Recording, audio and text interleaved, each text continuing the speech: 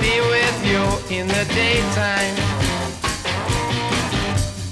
Girl, I want to be with you all of the time. Je m'appelle Mathias Maffre et c'est moi qui m'occupe de la section montage effets spéciaux, c'est-à-dire l'année de spécialisation où l'on forme des monteurs truquistes.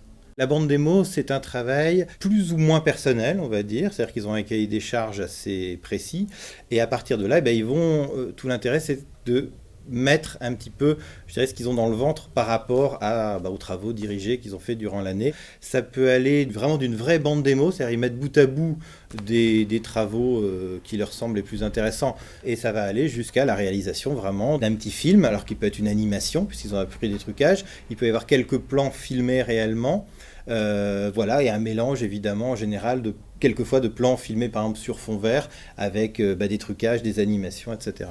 On a voulu faire un compte-rendu du zapping contemporain aujourd'hui, donc...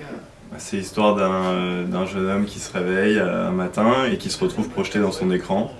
Et donc il passe d'univers en univers, donc sur fond vert c'est assez pratique. On réapplique en gros ce qu'on a appris cette année, quoi. Si tu le bouges un peu ça coupe jeune. Donc essaie de te repérer sur ton front, je sais pas. Mon projet de bande démo, en fait, c'est de créer une rencontre entre un mime et un mini-mime qui sera interprété par le même acteur. Et donc, justement, créer la rencontre au moment de la post-production et du montage par les effets spéciaux. Et donc, d'où le fond vert. Donc, tous les deux, ils vont décrocher la lune. C'est un petit peu l'histoire de la bande démo. La bande démo, ça va leur permettre de montrer un peu leur savoir-faire.